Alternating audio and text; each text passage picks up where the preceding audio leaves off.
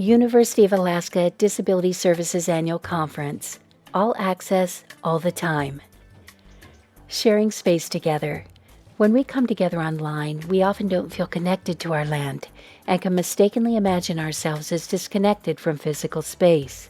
In reality, we join these virtual sessions from offices and homes built on the traditional, unceded lands of Indigenous tribes and peoples across North America.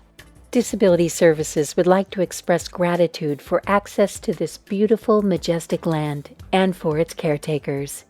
We also acknowledge that our shared virtual space exists because of physical infrastructure. Zoom servers connect us based on resources and availability. When you join us virtually, you're borrowing resources from other communities that make this sharing possible. If you don't know the Indigenous history of the land you occupy and would like to learn more, please visit native.lan.ca. The University of Alaska acknowledges the Alaska Native Nations upon whose ancestral lands our campuses reside. University of Alaska Anchorage. Dena'ina, Atnadine, Alutiiq, Sugpiaq, Chugachmute, and Eyak peoples. University of Alaska Fairbanks. Dina people of the lower Tanana River. University of Alaska Southeast. Tlingit, Haida, and Tsimshian peoples. Welcome to the session.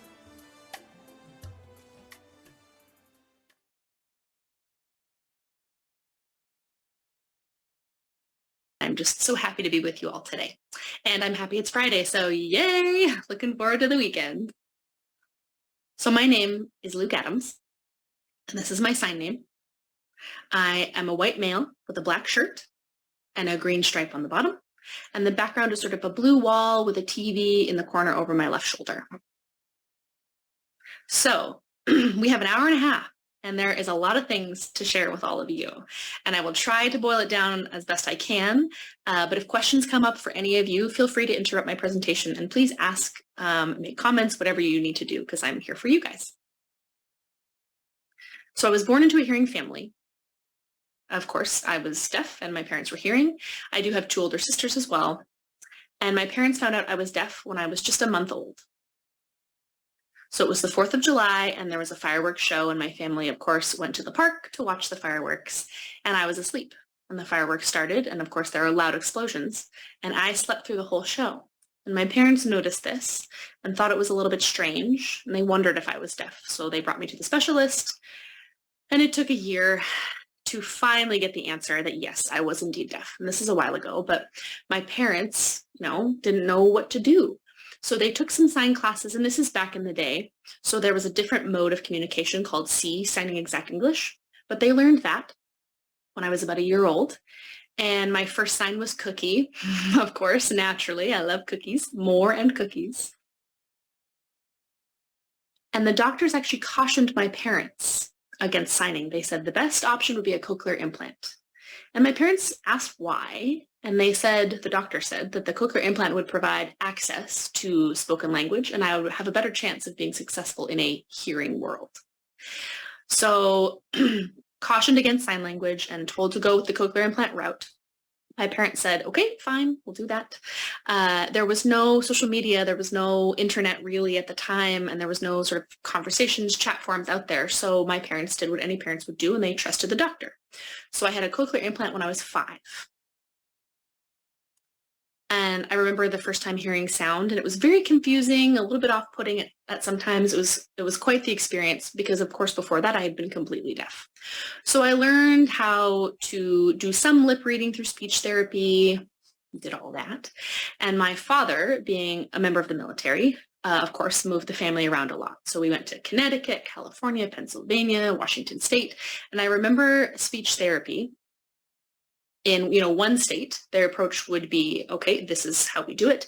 And then in another state, a different therapist would be different. They would say, oh, no, they taught you wrong. You have to learn this way. This is a different style, a different way. And so constantly adjusting to all of these different ways was quite the undertaking. My family eventually moved to Hawaii, and we found out that they had a school for the deaf there. So we visited. Oh, hold on one moment, everybody. We have a technical difficulty. Someone says they can't see me, they can only see the interpreter. Can everyone see me okay? Weird. No, we're having a problem seeing. We're only seeing you, Natalie, Brenda, because you're speaking.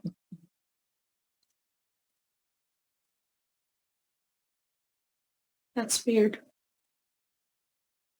Okay, I see all three of you. Yeah, and can you work on... it's back. Okay. Excellent. Good. Huh. Goodness gracious. Thank you. Perfect. I want to make sure you guys can see me and what I'm signing and just don't have to listen to it. So thank you for fixing that, Anne. Thank you so much. Okay, so moving to Hawaii and finding the deaf school there, the School for the Deaf. My mom and I went to visit the School for the Deaf, and we visited a mainstream program and compared the two. The School for the Deaf was amazing. Well, hold on. Someone still is having a technical difficulty. They can only see the interpreter still.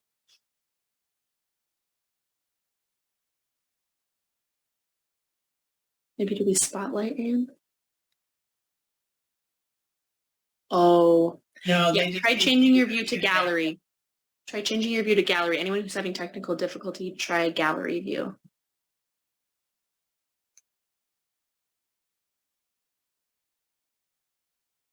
We'll see if that works.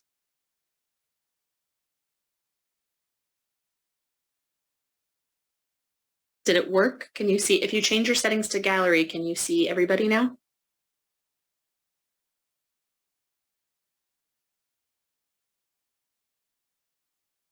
Oh, interesting. Okay. Sorry about that. Yes, I'm sorry for the technical difficulties. You should be able to change your... do you want me to go ahead with this, or do you want me to just pause until we get it figured out? Go ahead, and I can work with Kathy to get it figured out. Okay. As long as it's just one. I don't want to make sure not everybody has that. Yeah, I want to make sure we have full access for everyone so that we all have the same experience, because often you see people, it's not often you get to see people signing. So again, I apologize for that specific technical difficulty. So going to the Hawaii State School for the Deaf and seeing all of the students there and the instructors using American Sign Language was very eye-opening. And it was the first time that I had seen a deaf community. I believe I was 8 or 9 at the time. So seeing that deaf community in comparison with seeing the mainstream program was interesting. And my mom sat me down and talked to me about which school I would prefer. And I told my mom, the deaf school, the School for the Deaf, I want to go sign. And doctors, again, cautioned, and they said it's important that Luke stays in speech therapy so he has access to both forms of communication. We don't want to drop speech therapy, because if you don't continue with it, then you won't be successful in a hearing world, is what my parents were told. So agreements were made, and I went to the Hawaii State School for the Deaf, and it was phenomenal. And it was huge for a deaf kid like me to be able to sign directly with their instructors and have role models and peers. And I was there for 3 years. And then, of course, we moved to New Mexico, back to a mainstream program. There was a deaf school in the area, but it was a little farther from my home where my family lived at the time. So we decided to stay close to home, and I went to a mainstream program. And I understand that's really hard to be away from your family for a whole week and then just go back on weekends. So I went to a mainstream program there. And then I went to Texas and mainstreamed there, but it felt really isolating being in mainstream. My classmates didn't sign, and I had to keep going to speech therapy, and it was a struggle. It's not an easy thing. So I moved to Colorado, I believe when I was 12 or 13, the family moved to Colorado, and the deaf school was right there, close to my home. So they let me go. I attended the State School for the Deaf there. And we had trouble, I think, finding a speech therapist. We were just like, it wasn't working out. And I said, you know what? I don't really want to do this anymore. I'm tired of learning to lip read. I'm tired of learning to speak. It's a struggle, and I'm just not getting it. It's not working. I'm not getting where they want me to be. And so my mom said, you know what? Yep, you can be done with that. She supported me all the way with my preferences. And the doctors, of course, still cautioned against it. They said, no, Luke, if you don't do this, you'll never be successful in a hearing world. You won't thrive. You won't succeed. And my mom didn't ignore them, but did not take that advice to heart. I wanted to see what other deaf adults could do, and so did my mom. I got to see deaf coaches, deaf teachers, and other deaf peers, and it was great. So my mom felt really confident with dropping speech therapy, and I was thrilled getting to drop speech therapy. It was wonderful to have a fully signed communication, access environment in my day, and my mom was signing as well. So I had that full access to communication all of the time. And before I graduated high school, I remembered I watched a TV show, The Amazing Race, and it was so cool. The Amazing Race is a reality TV show, if you haven't seen it, where different teams race around the world, and they have best friend teams, father-son teams, sibling teams, and these people travel all over the globe to different locations, and they do different challenges related to the country that they're in. So the goal is to not be the last team to arrive at the pit stop or the check-in. So the last team to arrive for the day at that check-in is eliminated. And eventually get down to 3 teams left, and then they have you cross the big finish line at the very end, and then you have first, second, and third place. And I remember watching this show, The Amazing Race, when I was 16 and in high school, just before I graduated. And I was addicted. I loved it. It was so cool. I thought it was very neat to be, traveling like this. And I had never been out of the country before. I had traveled the US, of course, but I was fascinated with other countries and this show. And I remember saying to a friend and some people in my life, I really want to do this. I want to try it for The Amazing Race. And people looked at me and they were like, you're deaf. I don't know if you can do that. The show will never accept you. They will never cast you. It's not going to happen. And I remember, growing up, I never thought of myself as a can't kind of person, we are all individual. We all have these wonderful things that we can do. And I can drive, I can do this, I can do that, I can do all these things. And I never saw myself as different or unable to do something. I was born deaf. And so I didn't know any other way than just who I am and what I was. I was born deaf, I grew up deaf, and I thought that it was normal. I am normal, I am who I am. And so, of course, legally, I am seen as a disabled person, but at the same time, I don't view myself as disabled in the way that many other people do. I don't hear, but that's about it. And I know the medical community looks upon me as deafness as a barrier, and some people feel sorry for me and they want to fix hearing. And I've just always fought against that and said, I am who I am. I do what I do. And I thought deafness was normal because it's all I had ever known. And this is just from my experience and my journey. Every deaf person will have an individual experience. They will all have their own walks of life and their communication preferences. So I don't speak on behalf of all deaf people, and we are not all the same. And of course, speech therapy, like I went through, works for some people, but it did not work for me.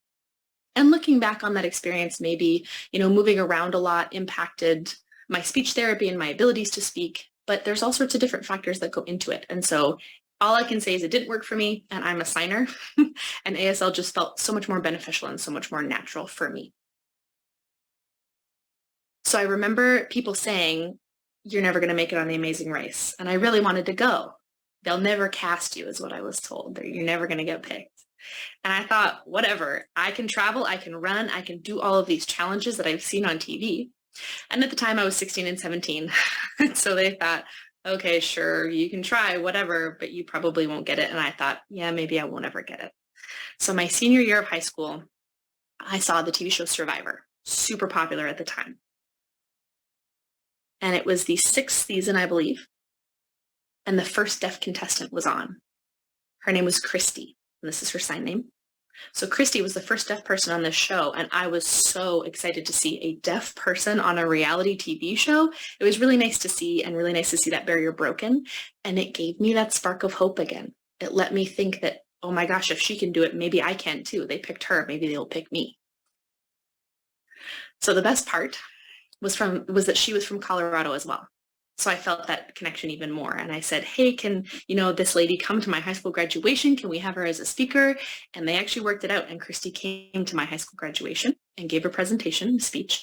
And I will never forget that day. Her presentation was amazing. She talked about how her life journey, what she had been through.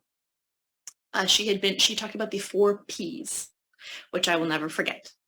So planning, patience, practice, and perseverance were so important to her. And that's what she applied to her life and these principles. And it stuck with me. It really stuck with me. So I just kind of, you keep it in the back of your mind for a rainy day. And upon graduation from my high school, I went to RIT, Rochester Institute for the Deaf, or Rochester Institute of Technology. It's a school for the deaf. And so I studied criminal justice there for 4 years, went through, got my BS, and I had kept an eye on this show, and it was the one thing that just never left. I went through a job, at the time I didn't know what I wanted, but I did know that I wanted to do The Amazing Race. So I asked my mom. Oh, and we're going to switch interpreters. Thank you, Nevin. So I asked my mom if she would be willing to apply with me. I had watched the show over the seasons and I wanted to figure out how to get the producer's attention. And a lot of people will apply with a friend or a sibling. And there weren't really any, mother-son stories. There wasn't really anything like that to catch the audience's attention. And so I was thinking, I have a hearing mother, I'm a deaf son, we could offer something different. We can give each other a lot of support. So I asked my mom if she'd be willing to apply with me. And initially, she wasn't as keen on it, but she finally said sure. And she agreed to put in the application. And this was during my college years. We applied and we didn't hear back. I started to feel a little down about that. I thought maybe people were right, what I'd been told, that I couldn't do it. So again, going back to those 4 things, planning, patience, practice, and perseverance, I thought maybe something is wrong with My audition. I had to try again, and maybe I had to send in a better audition tape or something. So I went back and looked at my story a different way, and I tried to get different views on it. And I talked with my mom a few times, and I thought, you know what? I want to do this. I really do. And I asked my mom if she'd be willing to try again. I think we have a great story to share with the community. So I kept at it. Once I graduated from RIT, at that point, I really was thinking that people were right. I was not picked as a deaf candidate for this show, and I was really feeling down about it. So after I graduated, I got a job at Starbucks for a while, and I entered grad school, an ASL instruction program at RIT. Things were starting to work out, and I thought, you know what, I'm going to apply one more time. So I sent in the application once again, and I remember that day that I was working at Starbucks, my mother showed up at work. She said that CBS had finally called. I was so excited. My mother said, do not get too excited. You know what? It's just a phone interview. But already I knew finally we were going to get it. It was in the bag. I just knew. And she was trying to make sure I didn't get my hopes up too much, reminding me it's a phone interview. And then we passed that and went on to the next interview process. We were invited out to LA for the final casting week. So there's 80,000 teams that apply for this show, and they only pick 11 teams to be on it. So we flew to LA, and I remember that day, it was our first interview. I was pretty nervous, and the whole thing just went sideways. And in the back of my mind, I was thinking, oh shit, and apologies for swearing, but that's what I was thinking. They wrote down a question, and they said, Luke, you said you're a big fan of the show. And I thought they were trying to trick me. They were asking me if I noticed anyone in the room right then, there were about 40 people altogether, who was from a previous season of the show. And I scanned the room, and sure enough, I noticed a woman, and I remember her partner from season 5 and all the details, and I shared that with them. That woman who was with her partner was the first team who was eliminated. So the crew and producers were so impressed with my knowledge. And I think that last question saved us and got us through the rest of the week. My mom and I just tried to do our best. CBS had a lot of doubts, especially about me being deaf and potential safety issues in driving. They had a lot of concerns. So there were 80 teams at that casting week, and we were narrowed down to 18 teams on the final day. I was super excited. Mom and I had practiced our interview before that final day. And they pepper you with questions during these interviews. My mom was doing great, answering a lot of them. And then I remember this one particular question. CBS asked if we were selected to be on the show, would I be willing to use a cochlear implant processor on the show? I don't normally use my cochlear implant. I have not since 13 years old until 23 when I was applying for the show. And so they asked if I would be willing to use that.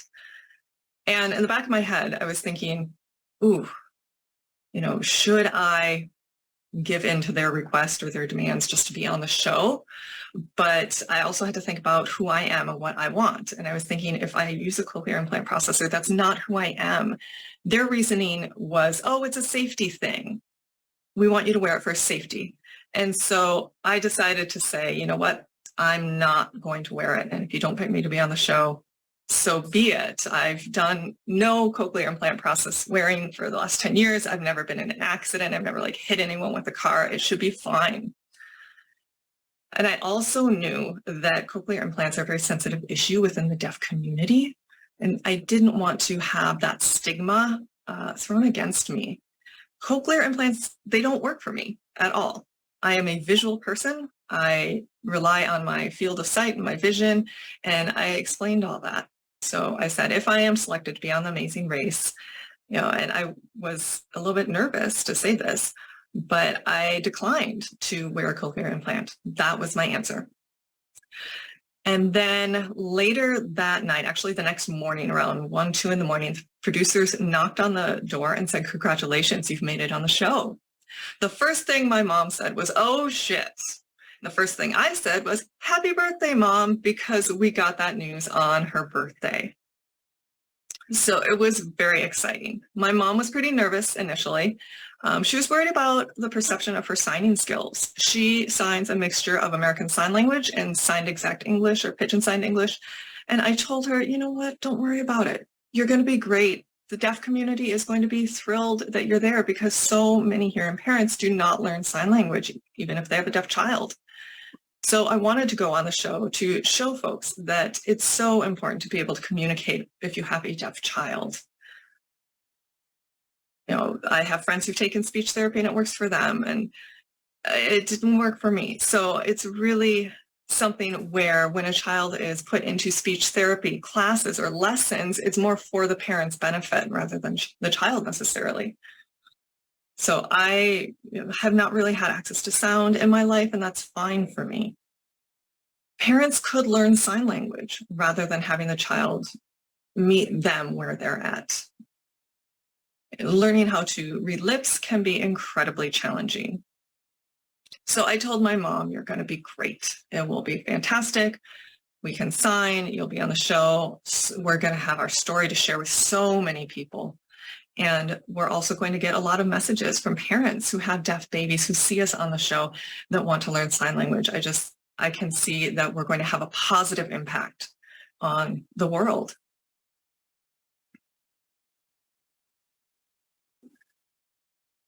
So the first country we went to was Switzerland. We flew over there. My mom and I were really worried, a little nervous, because we didn't want to be the first team eliminated. And I had watched all the seasons up until then, and I was confident that we could do it. So we arrived and started to work our way through different challenges in Switzerland. And there is a challenge called the cheese hill, where you have a 50-pound round of cheese that you have to haul up and down a hill. My mom and I are from Colorado, which is a high altitude state. We hike all the time, and I think that we had a bit of an advantage. A lot of the other teams were struggling with the altitude as they went up and down these hills, but my mom and I were the first team to finish that challenge. Once we arrived at the pit stop, the producer of the challenge was watching that we were almost at the pit stop, and they radioed Phil, who was the host of the show, that we were on our way. We're on our way to do the team check-in. So the producer let Phil know that my mom and I were almost at the pit stop, and Phil went over to the interpreter that they had at the pit stop. We had an interpreter that time. And Phil asked the interpreter to just teach him a few signs. He wanted to learn how to do a quick phrase. There was maybe 10 or 15 minutes until we arrived. Sure enough, when my mom and I got to the pit stop to do the check-in, Phil started to use sign language. He said, "You are team number 1." That was an amazing moment. He really made it special for us. We were the first team on the show who had a deaf person. We were the first team to arrive there. And it was just amazing. For 16 years, I'd been wanting to be on this show. It had been a goal of mine. And finally, I was there. Finally, we were in that place. So I didn't let anyone else stop me. People kept saying, you're deaf, you're not going to make it. But I used that perseverance, that stubbornness to push through it. One other thing that was hard for me when I was growing up is I didn't have a lot of deaf role models on TV. None, in fact, except for Marlee Matlin. That was the one person. But it would be nice to see a variety of representation. So there was Marlee Matlin and then Christy, the survivor participant. And she gave me hope that I could do this. So I finally made it on the show, and being where we were in that spot, it made it worth it. I didn't even care what came next because it was our first show and we were in first place after that challenge. It was just thrilling. I had goosebumps. So I remember people who were watching in the audience when they saw that we got first place, they said, it's a fluke. They just got there by luck and happenstance. So the second part was in Germany, and then the third show was in Romania. And we had interpreters provided at the pit stops for both Switzerland, Germany, and Romania. However, for the fourth one, they had no interpreter at the pit stop for the fourth place that we went to. There was no interpreter. The producers kind of hemmed and hawed, and they said, oh, well, we thought you weren't going to get here so early. That's why we didn't have an interpreter. And I was a little taken aback because I'm like, you know how I'm going to do on the show. You know I have the intention to make it. They saw us as a weak team because I'm deaf and because my mother is a little bit of an older woman. So they thought, oh, you don't need an interpreter. You're not going to make it that far. And we did. We kept succeeding. Once we got to the 6th episode, that was in India, they finally found an interpreter. It was very last minute. And the interpreters started signing to me, but I could not understand what they were saying. I let the producers know that this person was using Indian Sign Language. The producers thought that sign language was universal, that deaf people use the same signing all over the world. I had to clarify to them that hearing people don't use the same language all over the world. And at that point, it started to make sense to them. You know, we're human. Yes, we're all human, but we use different languages. So it was a little bit of a frustrating moment. I appreciate that they were making an effort to provide communication access, but they didn't realize that American Sign Language is the language used in the US. And each country has its own language with different grammar, different rules, different syntax. And so we're in India, and I believe it was the 6th episode, and they had started to provide interpreters after that. By the final episode, we were there. We made it to the end. And we all kind of had goosebumps at that point. And I remember one challenge that we had to do before the challenge started. We had a scuba class so that we knew how to scuba dive safely. And oh my goodness, I still have my cochlear implant location there from when I got the surgery. And so we were in this scuba class, and if you scuba dive too deep, it can put too much pressure on where the surgery had happened, and there's sort of like an indent in your head. And so I did let the producers know, you know, under here, under my skull, there's a little bit of a dent, and I have this cochlear implant, and I might not be able to scuba dive. So they had said, okay. My mom, you know, in Hawaii, she had she made the scuba challenge, but they changed it last minute. So they actually ended up dropping the scuba challenge, and they did a different challenge instead, because they waited till the very last minute to do all of this. And I had sort of said like, oh, maybe they said, maybe, you know, Luke will be eliminated and he won't even be there. So we can just do the scuba challenge. And I thought my mom could do it instead of me.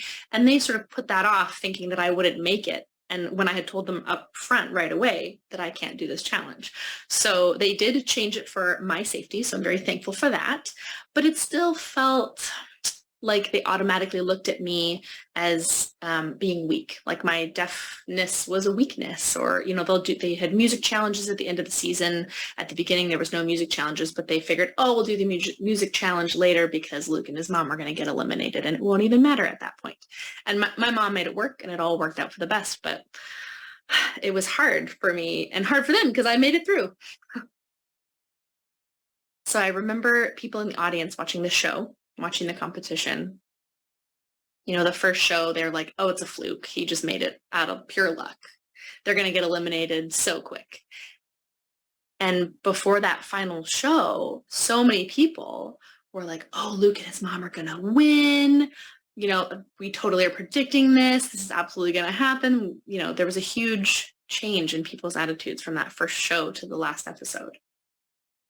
On the first episode, there were so many teams looked at me and my mom again as weak, and just because I was deaf, for the simple, plain reason that I was deaf. And by the end, they looked at us as a strong team. They didn't even see my deafness anymore. They just said, what a team. That's amazing. And that was sort of the whole point for me, to show everyone that it doesn't matter that I'm deaf. You know, like I'm a human just like everybody else.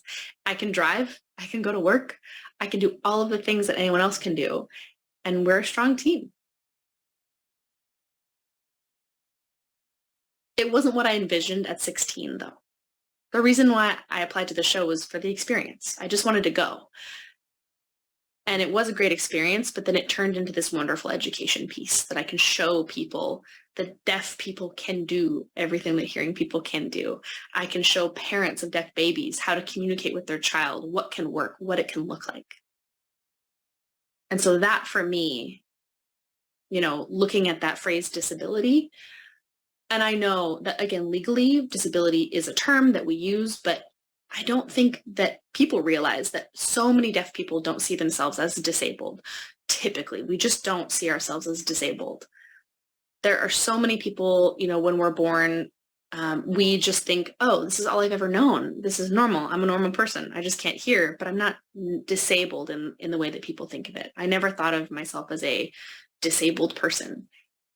And as a teenager, you know, my mom was, you know, thrilled and that I could drive, but she goes, are you sure that you can do this? And I'm like, yeah, I can drive. I'm totally going to do this. And she goes, well, how are you going to hear this and that? And there were some concerns for sure on her end.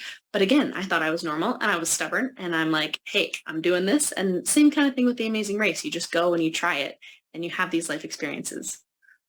And so one thing that I'm really grateful for, especially, you know, on the show, well, and it's disappointing now because they're looking back on the 34 seasons of The Amazing Race. I am the only deaf participant that has been on the show. And so CBS, I think, sort of checked that tokenism box. They went like, yep, we've had a deaf person, but it's a little bit disappointing for me because I wanted to see a deaf team. Like this was my dream to go like, I'm going to break this barrier down and then we can show people, you know, how much more deaf people can do. There are so many benefits to American Sign Language. For example, on my season in the other countries, my mom and I had the benefit of being really good at gesturing. And while sign language isn't universal, there are still some universal gestures that can be used. So sleeping, car, eat, etc. And so a lot of hearing teams struggled with that because they're not naturally inclined to use those gestures. They had to really reinvent the wheel for themselves and figure it out and get frustrated. And my mom and I were miles ahead because we already had that innate ability. So that first season, well, all through the first couple of seasons of the show, we had finished in the top 4. And on we went, and I think we were never below 4th place in all of our time on those episodes, which is pretty impressive. And so to be honest, after that first, you know, time on it, I thought, well, I'm done. I've done it once. I've advocated for my communication. You know, they've provided interpreters eventually. And one good example, the first day my mom and I went to LA, that week before the show started, or before the race started, I had had a meeting and made sure that the people who were running it knew that I needed an interpreter. And the interpreter came along and sat, and they started finger spelling everything. And I'm looking at them going, you're my interpreter. Are you a certified interpreter? And they said, N-O, and they're spelling out everything. And I had to do some education for everyone in the room going like, this is not okay. We cannot have an interpreter who only knows how to fingerspell everything. That's the whole point of communication, is that it's easy access, not this. And CBS came in and said, what's wrong? Why did you kick the interpreter out? And I said, I asked for a certified interpreter. You cannot just provide anybody who says that they're an interpreter. And I know interpreting agencies have, there's certain loopholes in different states and different places. They can provide interpreters who perhaps aren't necessarily qualified. We've all seen the fake interpreters that are out there. And I told them and had to do this education piece of, you have to ask for a qualified, certified interpreter to provide this communication access so that everyone can understand what's going on. I want to win. I'm here to win, guys. I want to make sure that I understand all of the rules in this initial meeting on how the whole show is going to go. And I'm not just going to sit there and accept whatever's provided for me. If I miss something or I misunderstand something or I break a rule, I'm not down for that. I'm here to win.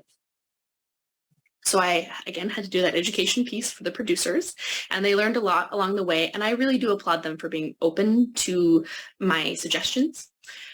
And so in the seasons that went on past that, they were providing interpreters. Everything was going really well. They had certified interpreters provided. So I really do appreciate CBS for just being willing to learn what is needed and what is appropriate. And that is all from advocacy and education.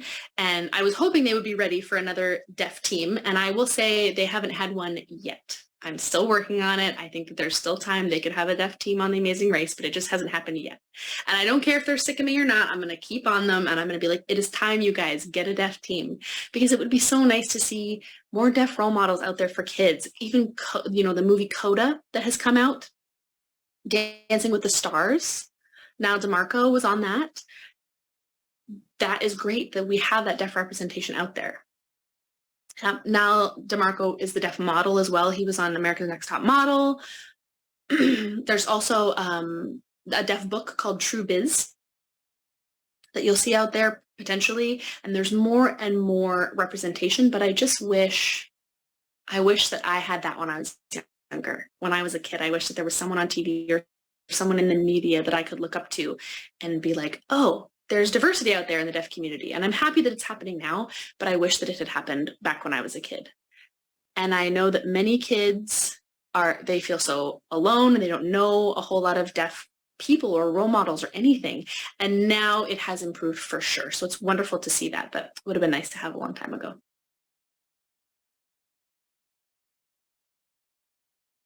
And so it was a surprise to me when they asked me back for a second season. CBS asked me to come back, and I thought, what? They're not sick of me yet? Okay, great, let's go. So I went on to a second season on The Amazing Race at CBS, and I was totally confident in myself.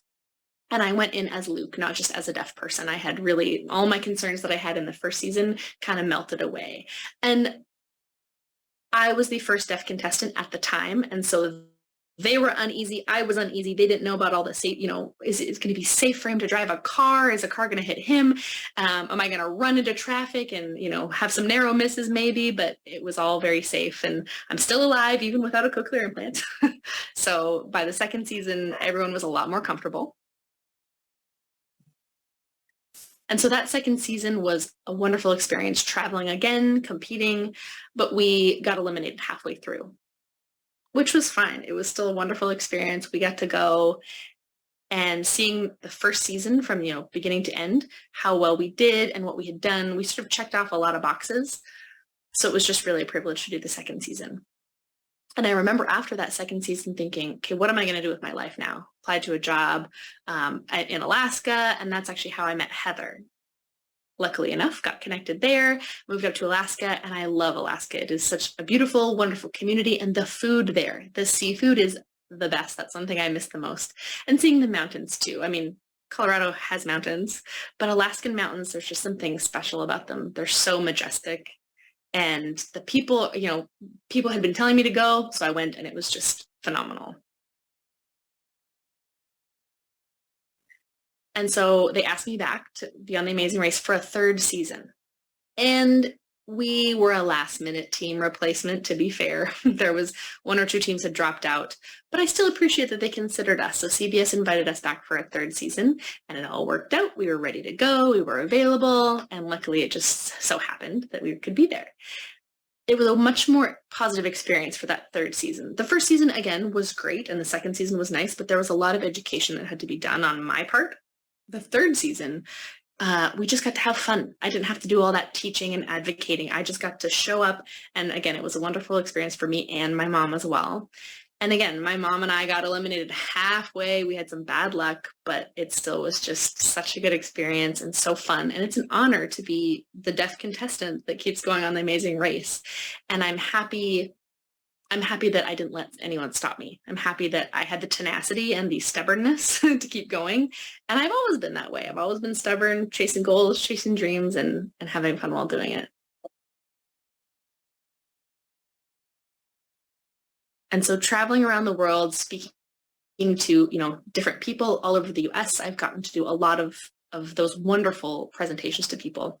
And moving around, I did end up moving to New Mexico. I worked at the Commission for the Deaf there, but I missed home. I did want to go back. So I ended up moving back home to Colorado, and I work for the Colorado Commission for the Deaf and Deafblind. And my role there is an outreach consultant. And so I give presentations for a living to different groups, to different agencies, for example, the police, law enforcement, dental offices, schools, you name it. I go around and do outreach with how to interact with deaf, hard of hearing, or deafblind people. So I do that education piece for a living now. And so often I'm the first deaf person that these people are meeting. And so there's a lot of education and a lot of patience has to be, taken into account. And I get to show them resources like sign language interpreters, different services that we offer. And so I've been here for almost 6 years now working at the Colorado Commission, but I still miss Alaska a lot, actually. It's definitely a big piece of who I am. And so I know that, again, this medical model of disability and deafness that we talk about, so many people see deafness or disability as a negative thing, and it really can be a positive. And there are so many different ways to exist. I would like to take the dis out of disability and just call it different abilities, because again, like on The Amazing Race, I was like, I can do this on all this list of things, and I can do all these competitions and physical things. And it was just amazing to be involved in the challenges, like the cheese hill, where we had to lug these cheese wheels up and down this hill. We had a log stack in Russia that we had to, I was running in my underwear in Russia. What the heck? And my mom was feeding me different foods in India. We had to feed each other. We had to go to Thailand and meet elephants and tigers and pet them. And we even went to China and did a lot of really fun things in China as well. We even got to go to Japan and drive around in Tokyo. And I was driving on the left-hand side. And I remember people were like, oh, I don't know, you should let your mom drive. And I just said, nope, I'm driving. I'm doing this. I'm going to be fine. And I remember our cameraman was sitting there shaking in his boots because I was driving. And it was fine. But ironically, the one hearing team got into a car accident in Tokyo, and I was absolutely fine. So it just goes to show that hey, these hearing people got in an accident and I didn't. And it was a good learning experience for everyone involved. But Japan, it's really hard to drive there, especially in Tokyo on the left-hand side of the road. It was a challenge for sure, but overall an amazing experience. And we also had to look for frogs in a mud pit in Japan. And we went to Australia and we did kangaroos, and we had to dress like kangaroos and hop along in Australia on the outback, which is hot as all get out. And we had to eat pies in Germany, and we were throwing these pies back and forth. It was a ridiculous challenge. Cherry pies going back and forth everywhere. I mean, in Malaysia as well. We went to Malaysia and we did a rafting challenge trip. So as you can see from this whole list of stuff, it was just an amazing experience. And again, to do it with your mom was just out of this world. But it would, again, be nice to see other people get that experience, other people from the community, and to have parents see that as an inspiration to learn sign language for their deaf child, kind of as I mentioned before. And so, switch interpreters. And we got a lot of positive feedback on that. So I want to see those opportunities for other folks. And I also would like to leave some time for questions. So I know that I had just shared a lot with people. It's hard to sort of condense, distill everything in my life down to 60 minutes or so. But I did want to see if there's any questions or comments from the audience.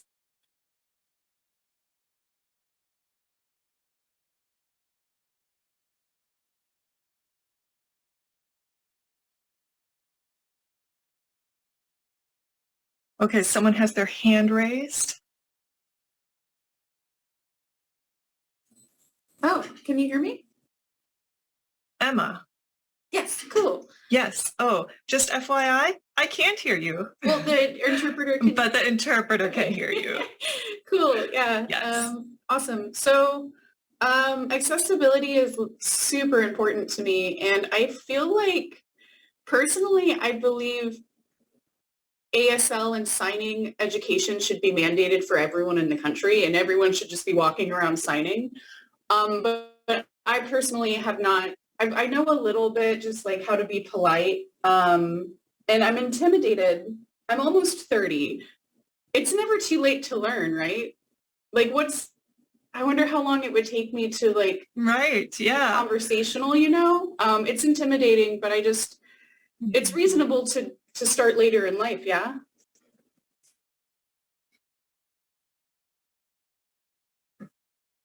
I would say it is never too late. But first, Emma, that is a great question. And it's actually a question that I get pretty commonly. A lot of people feel it may be too late to learn ASL, American Sign Language, as an adult, but it's never too late. I think, foreign languages and American Sign Language are sort of completely different kettles of fish. Foreign languages are dependent on voice and auditory stuff, but American Sign Language, it's different. It's visually based. It can take a lot of patience, and it may be challenging for some folks. For others, it may be more easy to pick up. So I think as long as you're practicing and you try and get those interactions with people, that will help. There are places where you can learn online. There are some apps as well. But ASL is a visual language. It's a 3D language. You really have to have those in-person interactions to fully appreciate it. And that's the benefit of having ASL classes, for instance, every week in person. Mm-hmm. You could take an American Sign Language class online, but working online, it's a 2D environment. So there's pros and cons. I think that there are some reasons sort of to learn 2D versus 3D, but the key is the motivation of the individual who's interested in learning.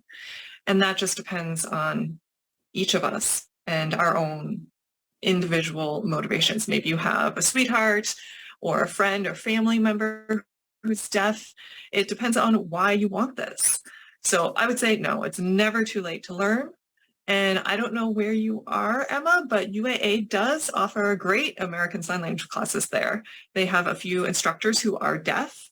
And I remember from when I was living in Anchorage that there were a lot of people in town who knew just some basic, like you said, like signs for thank you, hello, please, just those basic things. So I was impressed with Anchorage. I felt like Anchorage was a very deaf-friendly town, and I appreciated that. Even if people only know those basic courtesy things, hello, nice to meet you, my name is Luke, that sort of thing, it really can make a deaf person's day. It just makes them feel included and welcome. So often we're interacting with people where we have to write back and forth with paper or something. To have that moment of connection in my language, in sign language, just means a lot. One tip I will share with folks is don't ask people, can you lip read or can you lip read me? It's kind of nails on the chalkboard for us. When people ask me that question, my typical response is, can you read my hands? And sometimes they sort of go, oh, yeah, right. It starts to click for them. So that's a question to don't ask, really.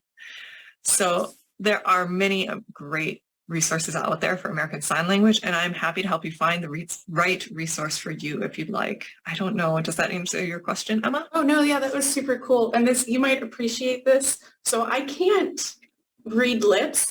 I'm not able to do it. So when people try to mouth things to me across the room, I just yell at them. I can't read lips.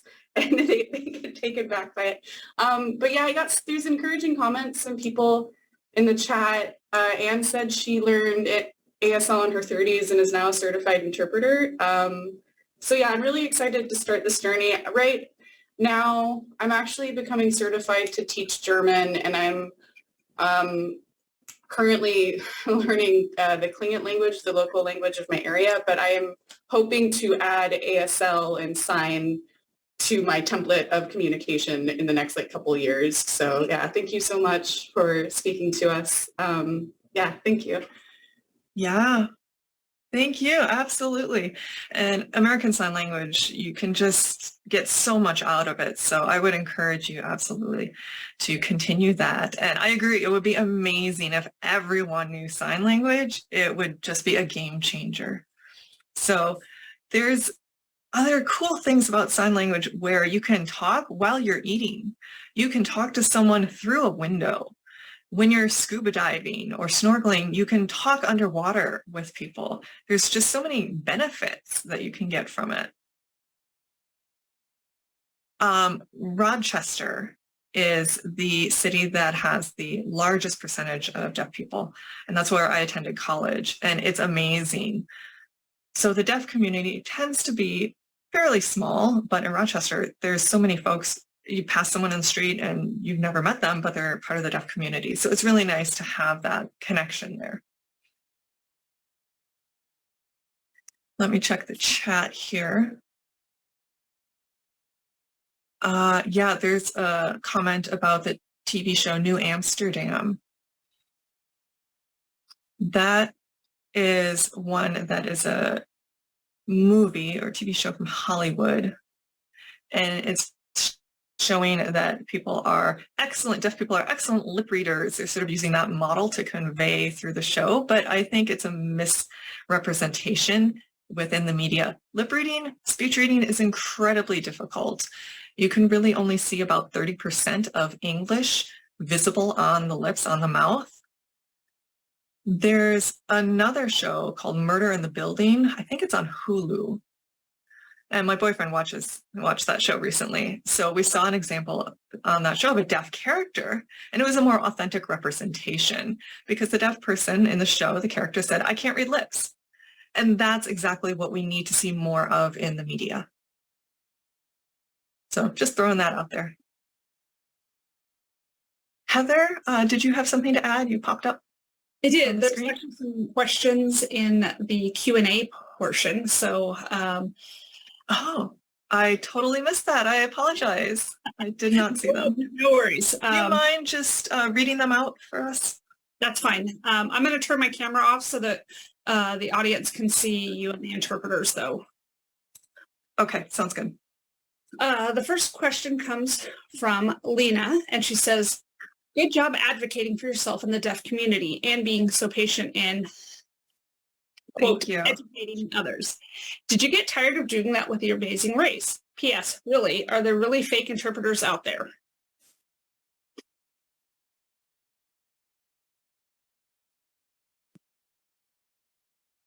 So do I ever get sick of educating people? I would say no. Well, yeah, I would say no. I think the important thing is it can make a difference for folks, and that ends up making a difference for my community. I don't want people in my community to have to go through, what I've gone through. So when I think about it, I've been educating folks about this since I was a baby, and it's something I enjoy. I get to make a difference for my community and the larger community as well. Regarding the Amazing Race, I was their first deaf contestant, so I expected to have to do some advocacy on my own behalf going into it. And that's what I wanted to do. It was a fantastic opportunity to travel the world. I got to have all these adventures. And part of my hope was to create a positive change for the next deaf team that comes through. I wanted to see a more positive experience for the next deaf team, which has not happened yet. But like I said, I keep putting a bug in their ear, and it's just been a great experience to see the positive impact that can happen from it. So I really enjoy it. I never get sick of it, and I hope that I can continue, educating people about deafness in the deaf community until I die. And Natalie, let's switch interpreter. So if you sign the questions, I'll take over. Okay. Okay. Did that answer your question, Lena?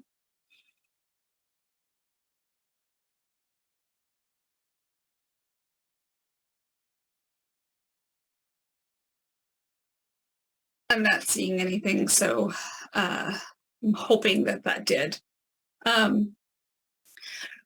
Someone asked, has there ever been a time when you felt forced to use your, quote, physical voice, end quote, in any situation growing up? If so, how did that feel for you?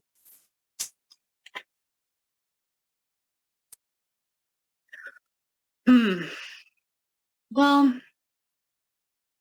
in this day and age, it's different. I think back in the day when there was no media, social media, no internet, I feel like this was the only thing we had access to. And my mom kind of felt the same. So we believed the doctors when they said like, hey, Luke has a great potential to use his voice and his hearing. Let's go with it. If you use your voice and you learn to lip read, you're going to have all this access to this world. And I felt like the doctors, well, let me go back. This is from my experience. Again, let me just have that caveat. The doctors tried to fix me. They tried to fix my ears. They tried to make sure that I was sort of in this mold of, they tried to cure me and make sure that I could function, quote unquote, in a hearing world. So this is only my experience that I can speak from. And my mom and I had that conversation, and she now has actually said that she regrets it. She wished that she had never put me through that, all the speech therapy. But I, said back to her that it's not her fault. And it was the 80s and the 90s. Compared to this day and age, it was very different. There's the internet now. You can do your own research. And, back then, what was she to do? So I think that she did what was best for her son in the best way that she knew how. And that's all you can ever ask. But I am very grateful that my mom let me go to a deaf school when I was 8. That was critical. At the age of 8, that made a huge difference in my life to be able to go to a school for the deaf. I had this positive impact in my life where I knew more who I was. I could sign with my peers. I had deaf friends. I wasn't alone in a classroom with no communication access. So at the same time, though, I still was having to do speech therapy. And I'm like, Mom, signing is for me. And of course, my mom came back to me always with, this is what the doctors say. This is what we think is best. We want you to be successful in a hearing world. And again, I do not blame my mom, but there was a lot of that, having to do things that I didn't want to do. And again, nowadays, it's so much more easy to do your own research. But it is also sad to see that there are deaf schools closing down more and more often. And it's kind of heartbreaking just because, feeling like having that direct communication access with teachers and instructors and coaches and whoever else is around you in that school goes away when those deaf schools close down. But I will say one thing that's a little bit ironic, using my signs, here we are. I don't use my voice for communication very much. And how people are like, they take drinks of water. Sometimes your hands get a little dry, so you got to dip them in some water, make sure you're all ready to go. And yeah, so that's just, sometimes it happens. And I hope that answered your question. Wonderful. Sharon asks, did CBS ever consider having a certified interpreter embedded with the production team rather than having a local interpreter in every place?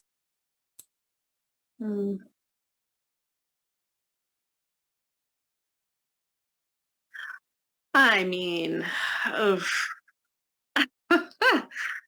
3 episodes for so long, for 3 seasons, I'm like, hey, let's bring an interpreter with us. Can we do this, please? Maybe this would be a better idea.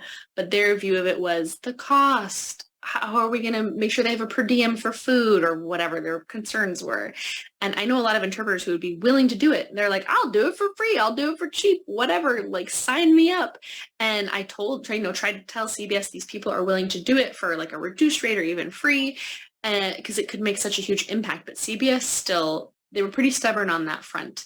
And they said, you know what, we'll just find an interpreter while we're there in whatever country we're in. And I said, there's only so much fighting you can do. And I said, whatever works, CBS, I'm just trying to make it easy on you. I have a list of people ready to go for free or volunteer or whatever. We just need to pay for their food. And they just didn't listen. So the idea was thrown out there, but they considered things differently. And I would say for the second and third actual seasons, they did find a certified ASL interpreter in those other countries, but it still is it was a lot of work to do that. So, not my ball of wax, you know, I wanted to bring someone with us, but they just did not listen. Amy asks, did you meet any deaf people along the way of your travels on the show? And if yes, did they know about the show and cheer you on?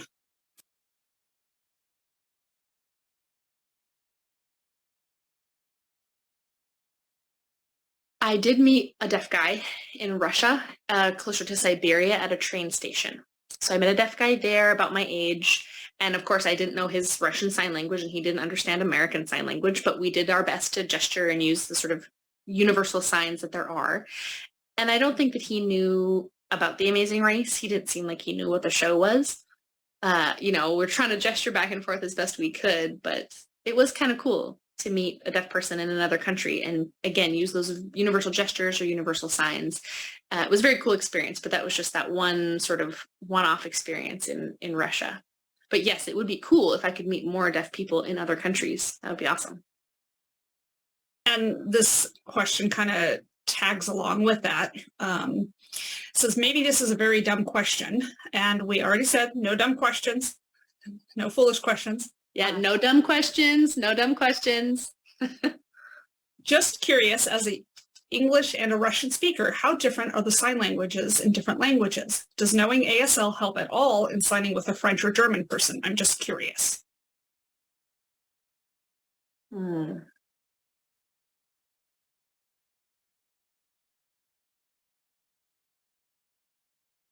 Wonderful question. That's a great question. And it is not a dumb question at all. So I'll give you some examples. My name in ASL, L-U-K-E, Luke. And my name in Australian Sign Language, Auslan, it looks like this. That's still L-U-K-E, but it looks completely different. Using two hands to sign the letters versus in American Sign Language using one hand. Huh?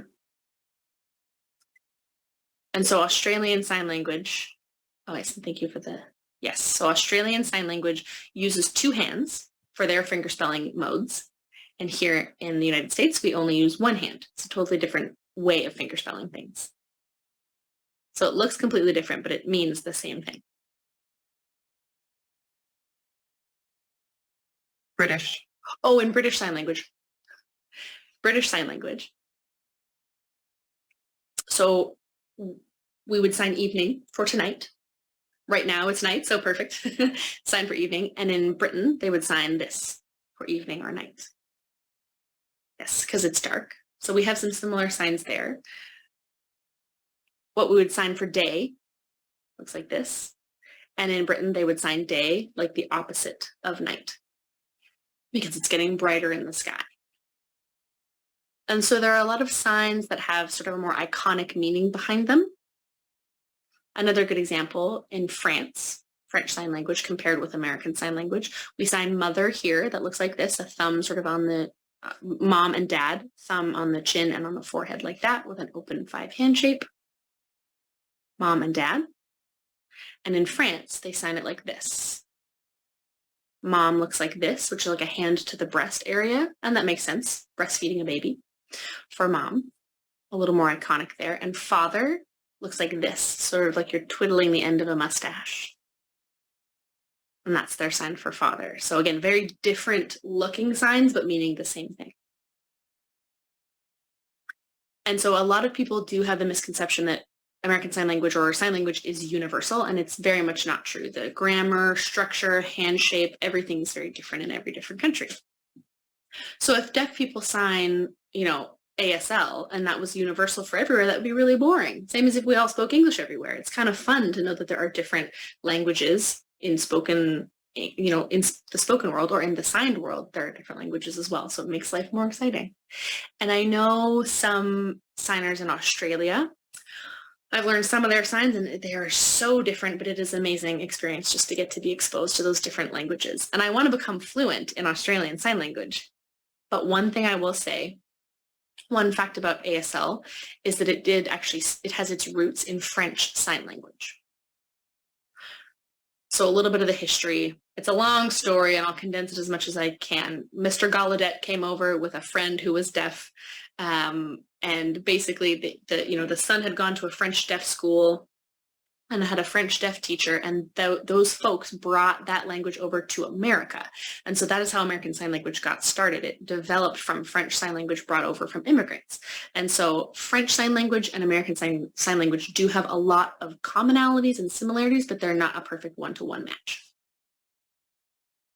And the other thing about American Sign Language is that there are a lot of, you know, like recently I had to pause. If you notice, the interpreter had to do some translating. There is a difference in how the languages are presented. So some things will take a long time in American Sign Language to sort of to gesture out and to have that sentence be clear. And then in English, it will be a very short way of saying it. And the opposite can occur where you have a very long sentence in English that can be signed in 2 or 3 signs. And I don't know why hearing people don't learn sign language. It would be great and so much better if you could. Agreed. Our next question asks, how did you receive your sign name? Is that something given to you within the deaf community?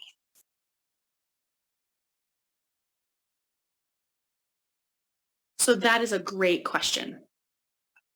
So the rule in the deaf community is how you get your sign name it is from a deaf person. A deaf person has to give you your sign name. They will study you for a while. They look at your personality, your physical features, who you are, and then they will come up with a sign name that is appropriate for you. So my sign name, Luke, like this, an L sort of on the forehead, is that I grew up with that name, but I found out that a hearing person had given me that sign name. Again, back in the day, things were different. And it was the 80s.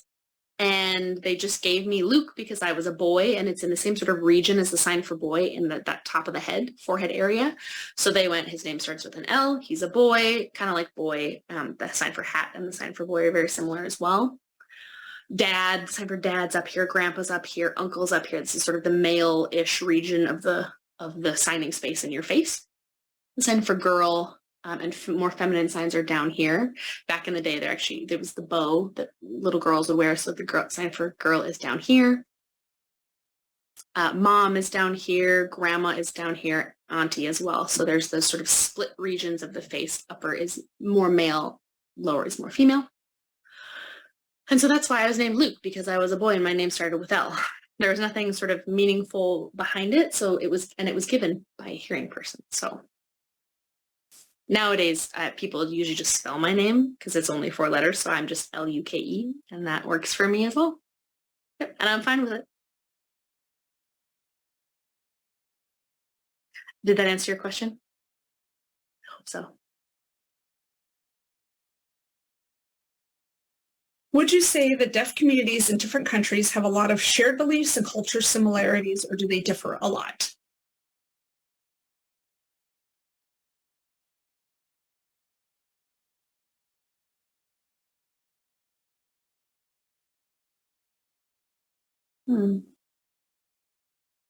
Oh man, that's hard for me to say. I've never had the opportunity to really be immersed in other communities' cultures, but one thing I do know is that deaf people in general, all over the world, typically like to talk. They like to chat. We're a very chatty bunch. And like, for example, if we go out to a dinner with some friends and we're out, really late into the night at a restaurant, they're getting ready to close, they're turning the lights off, and we're still chatting. And we'll go, sometimes to another location and keep the conversation going. That's one thing I know that we are sort of known for. And most of the time, so many deaf people are what we're calling now, they experience language deprivation. They are language deprived in their lives. And again, not 100% of the time, but a huge percentage. So 90% of deaf children are born to hearing families. And very often those hearing families do not sign. And so at family events, when there's get-togethers, family dinners, deaf kids will say things like, well, what are they talking about? And the hearing people will say, oh, I'll tell you later, it's not important. And they're left out of the conversation. It's very common for this to happen. You'll see things like, never mind, I'll tell you later.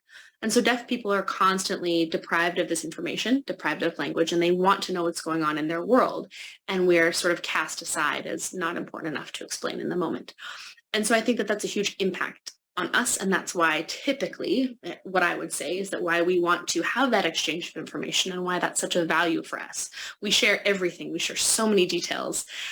We talk about money. We talk about work. We talk about all the taboo things that hearing people are like, I would never discuss that. It's so taboo. You can't talk about your salary at work. And deaf people are sitting over here like, we absolutely can, and we do, and it's normal. So as well as most deaf people anyway, like to be a little more blunt with their information. So if I haven't seen my friend in a while and I meet them for coffee at a coffee shop and the friend says, oh, hey, you put on some weight, I would say, yeah, I've been eating a lot or whatever. And hearing people, I think in your culture, you would consider that more rude or impolite. But deaf people, it's like we see it and we say it, especially if you know the person well. And it's from childhood. For a lot of us, it's that wanting for more information, that wanting for connection. So it really influences the culture. And I could talk about this all day, so I will cut myself off, but it's a very interesting subject. It is such a fascinating subject. And if you are not used to it as a hearing person, you can definitely go, oh my gosh, did they really just say I was fat? No, that's not, it was a descriptor. It's a little different. And it can take some getting used to. Yep. All right. Next question is from Alyssa. I do want to add one more thing. So often deaf people will point. It's a very typical thing to point or gesture over there in public. And I remember when I was a little kid pointing at stuff and my mom would push my hand down and say, no, you can't point. It's rude, because that is rude in hearing culture. And I'm, again, being a deaf person going like, well, that person over there, how else am I supposed to indicate what is going on? So it's a little bit of a cultural disconnect, even as a kid, to go like, you're not supposed to point in hearing culture. So there's a lot of differences between hearing and deaf culture, and pointing is definitely one of them. Yep. All right. Next question comes from Alyssa. Can it ever be difficult to interpret people's accents, different styles of using their grammar or phrasing and signing, even in ASL?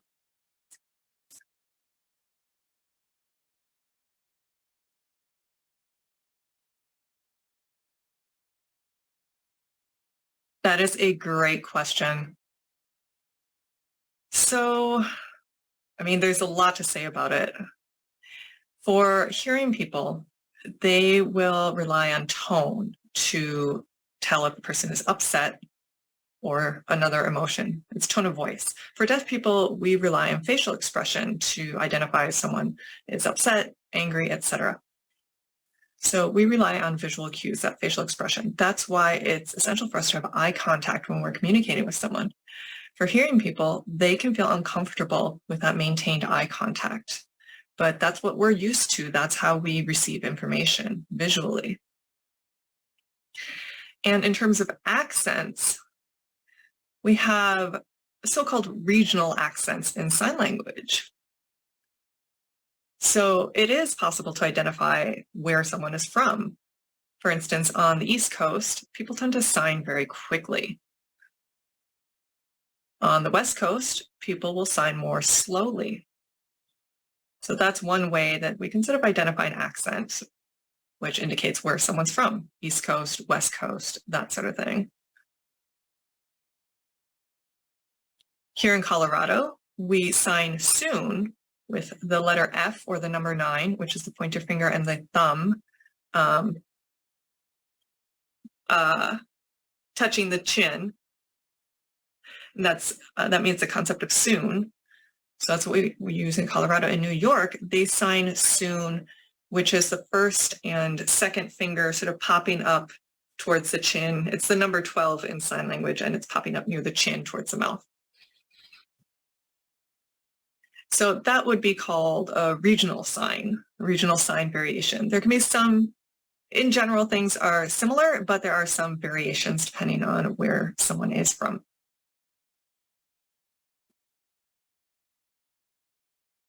And Luke, in the hearing world, people on the East Coast do tend to talk faster, and people on the West Coast have that more laid back, slower conversation. There you go. Yeah, exactly.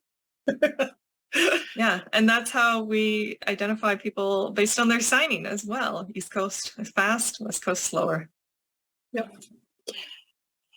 All right, next question. Casey asks, since ASL is derived from French Sign Language, are there a lot of heavily gendered signs? Has ASL needed to evolve to become more inclusive like other languages, having to create new pronouns?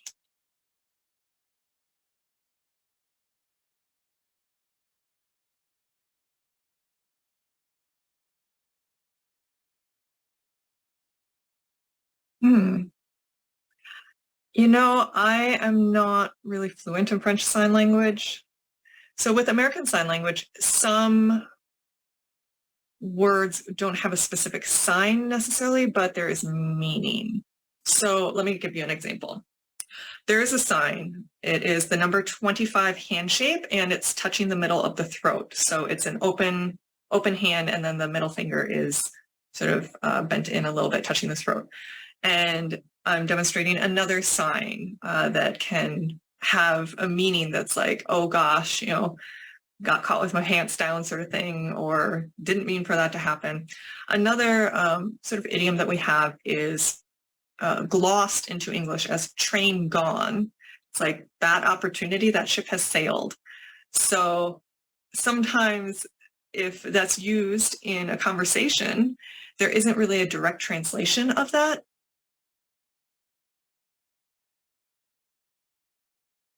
One thing that I like in sign language is the sign P-A-H, ha. And it can mean like finally or at last, but there's a specific mouth movement that has to happen when the sign is produced. So the sign ha, P-A-H, with the pointer fingers sort of swinging upwards towards the side of the face can mean finally or at long last. So there's a lot of signs or words in sign language that may not have a specific sort of one-for-one correlation in English, but can still have a very rich meaning to them in sign language. We are seeing some changes in the language. For instance, parents used to be signed mom and dad, and now we're seeing signs that don't have that gendered aspect as much. They're in a more neutral signing space rather than that gendered signing space of female or male that was explained before. Or sometimes we'll see a sign for parent that indicates like two parents that are men. So I really wish we had more time to talk about that. I think it's a fascinating subject. So, you know, that's again why I think everyone should learn ASL. I have a friend who really talks about how frustrating it is with English and all the rules of grammar, commas, semicolons, nouns, verbs, et cetera, et cetera, et cetera. I really don't know how people work with that. It's a lot.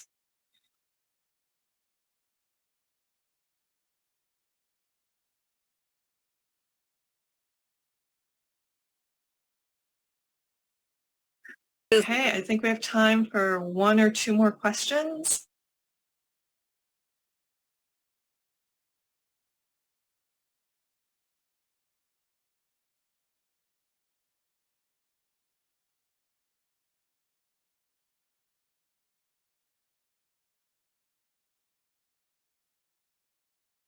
I'm not seeing any more come in, but we'll give folks just another few seconds if they have another question. And while we're waiting for questions to come in, I want to thank everybody for an amazing week, for all the people who have attended, for our wonderful interpreters, for wonderful transcriptionists typing away every day. And Luke, this has been great. And I think, you've created a lot of questions for people and stuff, good ideas for our next conference. And I think I see somebody might have a question now, finally, since I spoke in there to say all the thank yous. Someone says, I know that some deaf people like to feel vibrations in music. Do you have a favorite genre? It's a great question.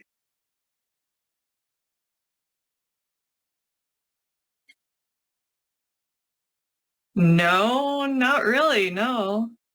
I was born deaf. I was raised deaf. Music to me means cranking up the stereo when I'm driving. I like to feel the bass, but I don't know what I'm actually listening to genre-wise. If my mom's in the passenger seat, she'll tell me, you're listening to the weather. It's not music. So to me, I'm just feeling the bass. It doesn't seem wrong to me. So I just like something that has a good bass to it. Doesn't matter what genre. I'll just crank it up. I do know that many people will like, very bass thumping music to feel the vibrations. They go into a bar or a club or go dancing or even in their vehicle. Some deaf people don't care about what the music is. They just want to feel it. So again, hoping that we're not on the news station or Weather Channel or something like that. I did want to add one more thing. I just posted my work email in the chat. Please feel free to reach out at any point if you want more information or resources. My job does focus on the state of Colorado and the laws pertaining therein, and different laws are in different states, but I am always happy to provide advocacy, resources, support as necessary. And it's been a thrill to be here with you today. I hope I get to get back and visit Alaska sometime soon and eat pizza at the Moose's Tooth. That is one thing I just miss. They have great pizza there. And Anne is saying, come visit us in sign language. And Luke is saying, thank you so much. Thank you so much. And thank you to everyone who's attended. And don't forget, there'll be surveys. You can request certificates of participation. And all the recordings for this whole week will be posted, except for the one from OCR, which wasn't recorded. And thank you again. Thank you, everyone. This has been an absolutely a great week. Luke, thank you again for taking time on your day off to come join us.